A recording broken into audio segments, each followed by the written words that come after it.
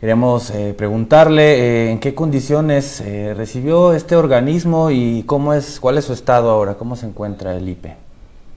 Bien, pues digamos, estamos haciendo justo el recuento de los 6 años, porque por ley tengo que presentar un informe al inicio de cada año, un informe sobre las actividades del año anterior.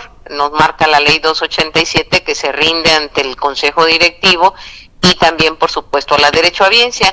Y bueno, como una práctica de transparencia y de rendición de cuentas, hemos logrado pues configurar un buen informe de labores que cada año la verdad ha ido mejorando y se ha ido difundiendo más, y justo ahorita estamos en ese recuento de los 6 años. Lo tenemos que presentar en las próximas semanas ante el Consejo Directivo, y a ver si es probable que podamos hacer el ejercicio también con la derechohabiencia.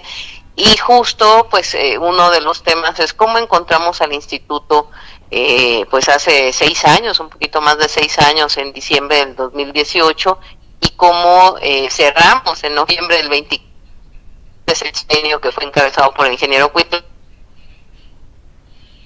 sexenio que, bueno, tuvo a bien la gobernadora Rocío Nale ratificarnos al frente del instituto.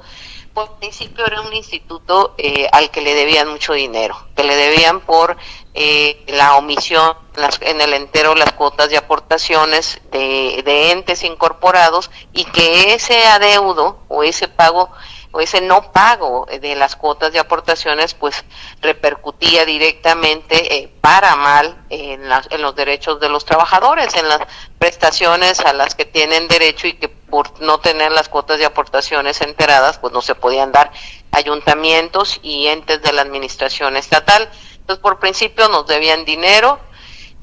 También encontramos que la reserva técnica, que es el respaldo del pago de prestaciones a futuro, pues estaba completamente disminuida. Ese ha sido un tema como muy discutido, muy debatido en años anteriores, y que, bueno, afortunadamente y con unas buenas decisiones de los órganos de gobierno, la reserva técnica se ha podido levantar. Pero en ese momento, hace 6 años, la reserva técnica estaba en picada. Un programa de préstamos que ahora es una fortaleza del instituto, era un programa de préstamos que encontramos con un presupuesto de 86 millones de pesos, había venido en picada también desde 2014 al 2018. El programa de préstamos fue bajando su presupuesto y también su propia recuperación. Una cartera vencida e incobrable, complicada, un porcentaje más del 15% que no se recuperaban los préstamos, un programa que tardaba mucho en entregar préstamos. También, aparte del otorgamiento de las prestaciones muy lento, se debía dinero a derechohabientes que habían hecho ya su trámite para jubilación y que no se les había pagado el respectivo, o no había hecho el trámite para la devolución de cuotas. Cuando alguien se retira y no alcanza una pensión, puede retirar sus cuotas aportadas, y bueno, trámites que no se habían atendido, pago de gastos de funeral, en fin, que sumaban pues más de casi 300 millones, poco más de 200 millones, en algunas prestaciones que no se pagaron, y un rezago tremendo en las altas a la nómina de pensionistas que nos dejaron ahí, que la administración anterior no ejecutó, y que tuvimos nosotros que llegar a dar de alta a un número significativo de nuevos pensionistas. Entonces, así podría yo enumerar, una lista importante de problemáticas que enfrentamos al llegar. El pago de la pensión, nosotros llegamos el 2 de diciembre, estábamos llegando el 2 o 3 de diciembre del 18 al instituto, y había que pagar la nómina de pensionados con muy poco dinero en las cuentas, ¿no? Entonces, bueno, se hizo también todo un trabajo con la CEFIPLAN en ese momento, con la Universidad Veracruzana, con la SEP, para que enteraran esas quincenas de noviembre y diciembre, y pudiera el instituto pagar bien todo el aguinaldo y por supuesto el mes de diciembre. Entonces se pudo hacer, sí, y empezamos a partir de que llegamos pues todo un proceso de recuperación y de rescate del instituto que ha llevado pues 6 años. Los inmuebles también fue otro problema que encontrábamos, inmuebles abandonados, muy deteriorados, con muy poca inversión para el mantenimiento, desocupados, sin rentar, los hoteles que habían decaído mucho, el Hotel Chachalacas y Jalapa, y que bueno, a lo largo de estos años hemos podido pues rehabilitar, dar mantenimiento al portafolio inmobiliario, y que por supuesto repercute en el patrimonio institucional.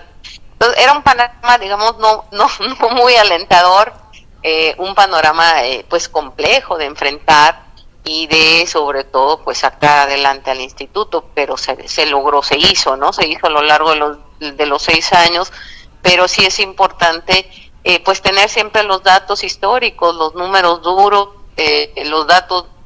los números, para ir comparando y también ir mejorando cómo empezamos, qué encontramos y cómo cada año pues fue mejorando en todos los sentidos el instituto.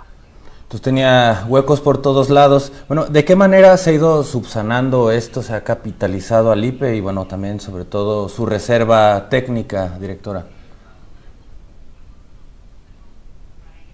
El consejo directivo que para recuperar lo que debían de cuotas y las aportaciones, las cuotas del trabajo y las aportaciones patronales, y fue un convenio, hicimos convenio recuperación de deudos, convenios para retención de participaciones federales vía la CEFIPLAN, y eso ha permitido que podamos en estos 6 años recuperar pues casi 1,000 millones de pesos, que era lo que nos debían. Se han convenido más de 850 millones de pesos y hemos podido recuperar. Eso ha permitido que el IPE se vaya capitalizando. Empezamos también a tener un manejo mucho más blindado y pegado a la ley de la reserva técnica. Fíjate, para que bueno se den una idea, en diciembre del 2018 la reserva técnica tenía 1,222 millones de pesos, y ahorita en este diciembre pasado invertimos más de 2,700 millones de pesos, andamos en 2,739, que fue la inversión en diciembre. Por supuesto ahorita ya subió a una muy buena tasa, alrededor del 11%, y recuperamos más de 1,500 millones en 6 años. Nos tocó enfrentar la pandemia con tasas que bajaron lamentablemente, pero no perdió, la reserva fue creciendo, y tiene que ver por un lado con que no se volvieron a tomar recursos de la reserva para nada, se blindó, se hicieron inversiones a largo plazo, se pusieron los candados o se ejecutaron los candados que estaban en la ley, en el reglamento, en las reglas de operación de la reserva, y pudimos incrementar ese patrimonio. También te decía yo, los bienes inmuebles, el instituto tiene un portafolio inmobiliario muy importante. Cuando llegamos, 45 inmuebles, pues ya se incorporó ya uno, que ahora son 44, valían 4,500 millones de pesos. Sin embargo, había problemas en términos legales, se debían también cuotas condominales, tenía mucho tiempo que no había trabajos de mantenimiento, de limpieza, cercados de los terrenos, en fin. Y logramos en estos 6 años tener el acuerdo del Consejo Directivo, los acuerdos correspondientes para invertir, pues cada año poco a poco. Llegamos y se rentaban algunos inmuebles, nos generaban alrededor de 14 millones de pesos de renta, entre 14 y 16 millones, y hoy generan casi 27 millones de pesos las rentas. Pudimos, con una inversión modesta, porque digamos para el valor de los inmuebles la inversión ha sido modesta en 6 años, pudimos incrementar la plusvalía en más de 1,000 millones de pesos. Hoy el portafolio inmobiliario está evaluado en 5,500 millones de pesos. Tenemos la mayoría de nuestros inmuebles en muy buenas condiciones, rentamos a la Contraloría General, el edificio que está en Ignacio La Llave, rentamos al IBAI, el edificio que está en Victoria, rentamos un inmueble a la Secretaría de Educación en Córdoba, rentamos uno de los cinemas que también estaban abandonados, o los cinemas Jalapa, el Claudio Estrada, ahora es una oficina que se la rentamos a la Secretaría de Medio Ambiente, la SEDEMA, y logramos en Veracruz también dar mantenimiento a dos inmuebles importantes. Es un piso en una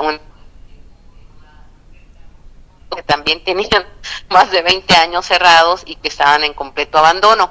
Es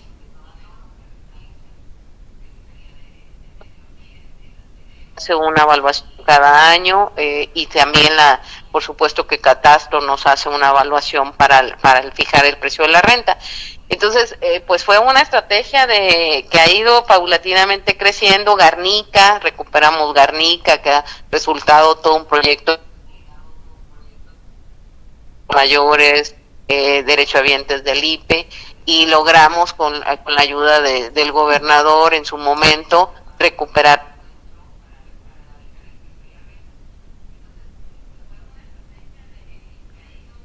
años ocupado para otra cosa que no tenían por qué ocuparse, ¿no? Y sobre todo pues logramos pagar a tiempo las pensiones. No ha habido un solo mes que no se haya pagado las pensiones a tiempo. En cada diciembre el aguinaldo también de manera puntual. Hemos tenido la solvencia para hacer frente a estas nóminas pues más grandes, que son las de diciembre. Hemos mantenido un buen subsidio por parte del gobierno del estado que ejecuta CEFIPLAN y que ha permitido también de manera puntual unas pensiones que están en aumento, que cada mes va en aumento, porque los pensionados crecen en un ritmo mayor a los trabajadores activos, ¿no? Entonces se hizo una estrategia integral de rescate, porque así lo hemos llamado nosotros, así lo hemos documentado, que afortunadamente ha funcionado, ¿no? Bueno, ¿han tenido algún problema con estos entes deudores para estas recuperaciones? ¿Han tenido que proceder legalmente o todo ha sucedido a través de negociación y convenir? Bueno, hemos combinado una estrategia tanto jurídica, de defensa legal del instituto, con un trabajo de negociación muy fuerte, sobre todo con los ayuntamientos. Había ayuntamientos deudores que traían deuda acumulada de años, o entes al principio de la administración que pudimos rescatar esa deuda con la ayuda de CEFIPLAN, como el CECITEB, el Tecnológico de Misantla, de San Andrés, el DIF, la Fiscalía que le debían al instituto, y que con convenios firmados logramos recuperar el dinero. Ahí presentamos denuncias también, presentamos más de 60 denuncias a los entes deudores. Algunas ya finalmente cerraron porque ya nos pagaron, otras están en curso. Implementamos una comisión de verificación que se trasladó a los ayuntamientos, para revisar toda la documentación y por supuesto pues requerir el pago. Y hemos echado mano de estas dos vías, tanto la legal como pues el diálogo, porque finalmente pues hay que trabajar mucho en eso. Somos una institución que representa intereses y defiende intereses de trabajadores y trabajadoras, y tenemos también que dialogar con los patrones de esas trabajadores para que cumplan con un derecho que es fundamental, que es el derecho a la seguridad social a través de la aportación y de las cuotas. Entonces, pues ha funcionado muy bien, porque ha funcionado tanto por un lado la presión pues jurídica, legal, y por otro lado la negociación, el diálogo, muchas reuniones sostenidas a lo largo de estos 6 años. También los sindicatos nos han ayudado mucho y bueno, ha permitido recuperar y sobre todo restablecer derechos, ¿no? Sí, hace años que se habla de un déficit entre trabajadores que cotizan y los pensionados, lo cual produce una presión fiscal al instituto. ¿Cuál es el balance actual? ¿Es sostenible en esta relación de activos y trabajadores en retiro? Bueno, esa es una pregunta central. De hecho es la causa principal del déficit. Pues ese es el desequilibrio entre los nuevos trabajadores cotizantes o los trabajadores incorporados a este sistema de seguridad social, que es un sistema solidario, intergeneracional, porque los trabajadores activos tienen a los pensionados, y el número de pensionados que cada vez crece en un ritmo más acelerado, que era lo que yo decía. Entonces hay una desproporción, hay un desequilibrio total. Nosotros llegamos a salir, daba la proporción en alrededor de 3.4 activos por pensionado. Hoy ya está en 2.7, ya lo fijó así el estudio actuarial, datos 24, con datos del 23, perdón. Entonces sí es alarmante. Hay entes que tienen una situación más grave, como la Secretaría de Educación o la Universidad Veracruzana o algunos ayuntamientos. ¿Por qué? Porque tienen un número muy alto de pensionados que se les paga una muy buena pensión, y lo que nos enteran por cuotas y aportaciones no es suficiente. Entonces, sí está este déficit ubicado, sí le hemos trabajado también en eso, en este sexenio que inicia este gobierno de la Integración Nacional, vamos a enfocar un poco más en nuestra estrategia en esta recuperación de este déficit. ¿Por qué? Porque está focalizado en algunos entes. Lo hemos platicado ya de manera un tanto informal con la Universidad Veracruzana, con algunos entes, porque la ley nos faculta también a requerir el entero de cuotas y aportaciones justo para solventar ese déficit. No todos los entes producen déficit, está focalizado. La Secretaría de Educación también, tenemos mucho más maestros pensionados con pensiones más altas que activos cotizando. Entonces, tenemos que trabajar mucho en eso. Recordemos que pues la seguridad social es un derecho, que todos los trabajadores de base y de confianza deberían de estar cotizando al instituto, pero no es así. Hay un número elevado de empleados temporales administrativos que no cotizan al instituto, o trabajadores eventuales o con algún tipo de contratación que no cotizan al IPE, pero aún así, fíjate, en el sexenio pasado, en 6 años, creció alrededor de 3,000 nuevos cotizantes. Sin embargo, los pensionistas crecieron mucho más. Entonces, hemos trabajado mucho para eso. Por eso, bueno, hay un subsidio que nos permite cubrir las pensiones, pero lo ideal es que los trabajadores activos también crecieran, o crecieran en un ritmo mayor, justo para poder equilibrar y abatir el déficit, o reducir ese déficit, que hemos logrado equilibrarlo, porque se ha equilibrado durante varios años. Recibimos el mismo subsidio y hemos logrado incrementar ingresos, porque también pues generamos ingresos por rentas, nuevas rentas, por las propias inversiones de los recursos del instituto. Ha habido un manejo, la verdad, pues completamente apegado a la ley, como debería de ser en cualquier administración, de nuestros recursos, y eso ha permitido también ahorrar y incrementar nuestros ingresos. Pero ha sido un trabajo fuerte, pero bueno, ese es central, ¿no? El problema central es ese desequilibrio entre activos y pensionistas que provoca un déficit, pero ese déficit también está focalizado con algunos entes. Bueno, ya para concluir, no hace falta, dice usted entonces, cambiarlo, solamente con administrarlo adecuadamente se sostiene este instituto. ¿No requiere entonces ningún cambio en su diseño institucional? No, claro que sí, por supuesto. Yo creo que hay que revisar la ley, lo hemos platicado mucho, lo platicamos recientemente con el secretario de Finanzas, en el sentido de hacer una revisión de algunos aspectos de la ley, de algunas prestaciones, de los porcentajes de cotización. Por ejemplo, no se cotiza el servicio de salud que nosotros pagamos directamente al IMSS, y ya anda alrededor de 700 millones de pesos, pero no se cotiza, ni recibimos tampoco un recurso especial para pagar el IMSS. No se cotiza el aguinaldo, que es el mes 13, y lo paga el instituto. O sea, hay que revisar la ley. Ya tienen 10 años, prácticamente tiene 10 años la ley que se reformó completa y se creó o se promulgó la 287, y es necesario revisarla. Sí, por supuesto, hemos estado trabajando en algunas propuestas, no se ha avanzado más, pero sí es importante que se pudiera revisar eso, y también darle algunos otros elementos al instituto para la cobranza, por ejemplo, de los adeudos, o la cobertura del déficit por parte de los patrones.